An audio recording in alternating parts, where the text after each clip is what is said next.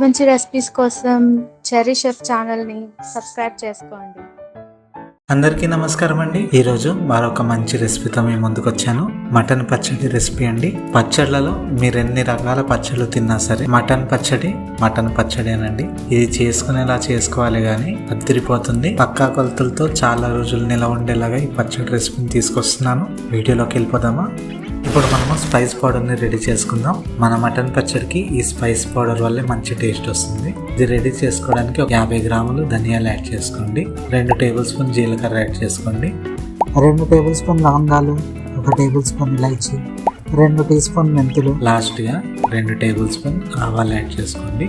ఇప్పుడు వీటన్నిటిని సన్నటి సెగ మీద మంచి సువాసన వచ్చే వరకు డ్రై రోస్ట్ చేసుకోవాలి. అయితే గమనించండి, మాడిపోకూడదు. లో ఫ్లేమ్లోనే వేయించుకోండి. దీన్ని రోస్ట్ చేసుకున్న తర్వాత ఇది చల్లారనిచ్చి ఫైన్ పౌడర్గా గ్రైండ్ చేసుకుని రెడీగా పెట్టుకోండి.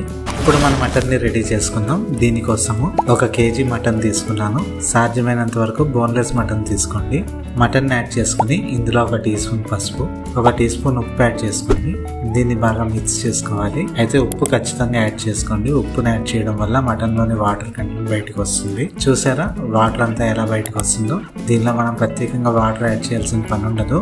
దీన్ని బాగా మిక్స్ చేసుకుని కవర్ చేసి ఒక 4 నుంచి 5 విజిల్స్ వచ్చే వరకు ఉడికించాలి. అయితే మనము గమనించాల్సిన విషయం ఏంటంటే మటన్లోని వాటర్ అంతా ఇవాపరేట్ అయిపోయేదాకా మనం ఉడికించాలి. చూసారా మటన్లోని వాటర్ అంతా కూడా ఇవాపరేట్ అయిపోయింది. లైట్ గా ఉంది. దీన్ని కూడా 2 నిమిషాలు హై ఫ్లేమ్ లో వేయించడం వల్ల ఈ వాటర్ కూడా పోతుంది. వాటర్ ఉంటే పచ్చడి పాడైపోతుంది కాబట్టి మటన్ లో వాటర్ అంతా కూడా మనం ట్రై చేసుకోవాలి. వీడియోలో చూపించిన విధంగా మటన్ లోని వాటర్ అంతా ఇవాపరేట్ అయిపోయిన తర్వాత ఈ మటన్ ని వేరొక బౌల్ లో తీసుకుని రెడీగా పెట్టుకోండి. ఇప్పుడు ఒక కడాయి తీసుకోండి. కడాయిలో 1/2 కేజీ ఆయిల్ తీసుకోండి.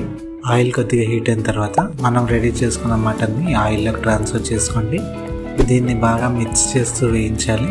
అయితే ఇక్కడ గుర్తుంచుకోవాల్సిన విషయం ఏంటంటే మటన్ లైట్ గా క్రిస్పీగా రావాలి. అయితే ముక్కలు మాత్రం కొద్దిగా మెత్తగా ఉండేటట్టుగానే వేయించుకోండి. ఇలా వేయించుకున్న తర్వాత మన మటన్ ని వేరే ప్లేట్ లో తీసుకుని పెట్టుకోండి.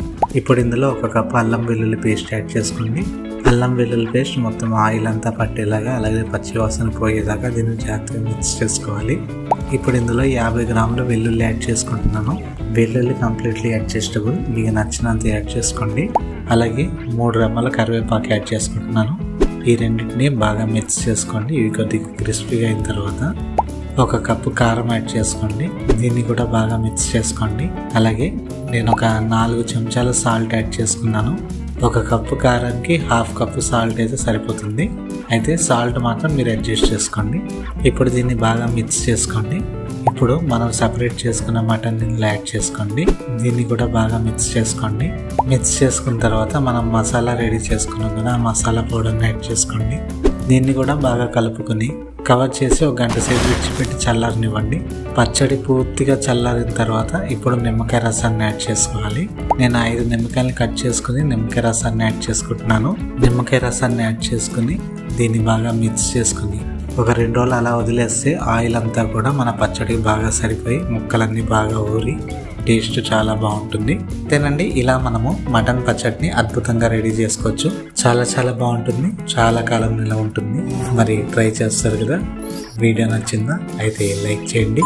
ఛానల్ ఇంకా సబ్స్క్రైబ్ చేసుకోలేదా? అయితే వెంటనే సబ్స్క్రైబ్ చేసుకోండి. మీకేమన్నా రెసిపీ కావాలా? అయితే కామెంట్ చేయండి. మరి ఒకసారి మరి ఒక మంచి రెసిపీతో కలుగుతాము. ఇంకా సెలవు. ఉంటానే.